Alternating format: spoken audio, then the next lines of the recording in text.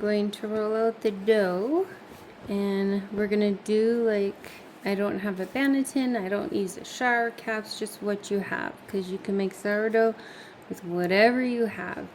Now if you're gonna use a tea towel in a bowl, be careful what kind you choose. You don't want one that really has, I mean, you can use this and then you just put a little extra flour in there, but something like this is easier to clean, something that doesn't have all the crevices and, you know, fabric like that. So it's a little bit easier to clean if you choose one that's a little bit more this kind of fabric. But let's go ahead and roll out our dough. We are going to flour the surface, and again, you can just use your fingers, you can just use, you know, your hands. You don't have to have anything to store your flour in like that. It's just what I do.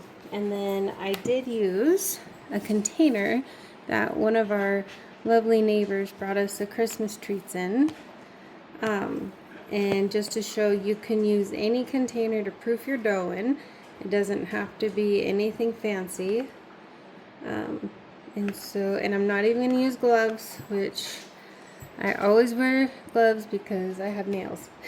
But I'm not going to, just to prove you don't have to. So let's get our bowl ready.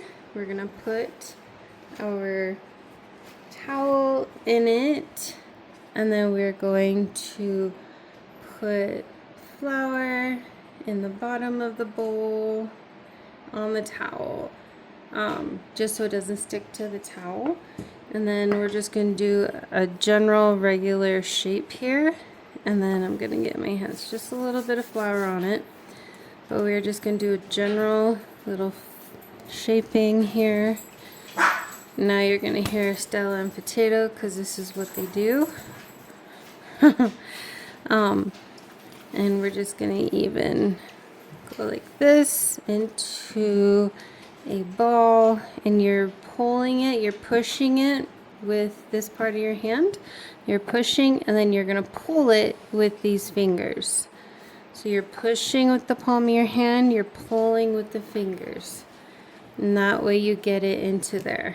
And then you don't want to do too much because you don't want to ruin the wonderful tension on the surface.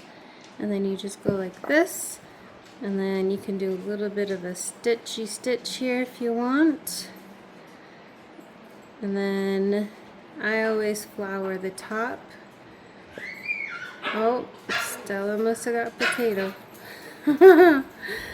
And then we're gonna throw this in the fridge overnight, just like this.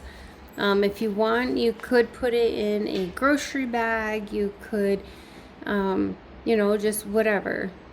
Otherwise, you just leave it like this and throw her in the fridge to proof overnight. But we'll be back. Thank you. So now we're going to bake it up. It's been sitting in my fridge, and because it's been floured, it's not sticking to the towel. And we're going to take our parchment paper, crinkle it up to prevent sticking. But if you don't have parchment paper, you could take flour or butter or oil or whatever, and you can oil up your bread pan. And bread pans are generally affordable. You can usually get two for like $5 or something like that, really. And even the dollar stores sometimes have them. So just a thought. And so all I'm gonna do is just plop this big baby. Let's see. We're gonna take it out, prevent as much poofing from the flour as possible.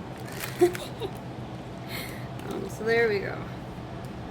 And now I'm just going to take it like this, and we're just going to throw it into the bread pan. Even though it was round, I'm still going to bake it up in a bread pan. And so we're just going to spray it with some water, and then gotta refill my water thing. So spraying it with water. Oh, I should have put flour on top of it first. That's okay. We'll do it again.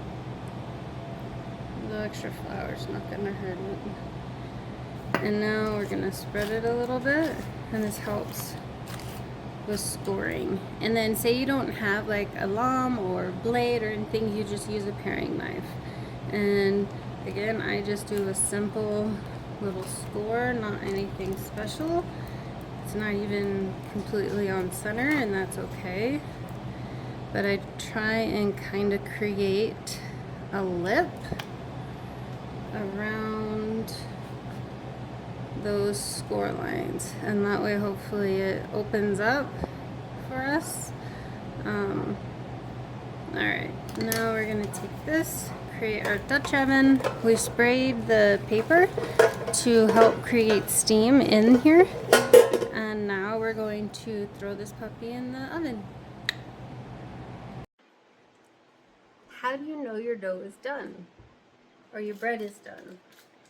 So this just came out the oven, it's hot as hell. But what you do, I'm totally about to burn myself again. Don't do that. But what you do is you tap on the bread. At least that's how I do it. Everyone is different. But if you tap on it, you hear that thud?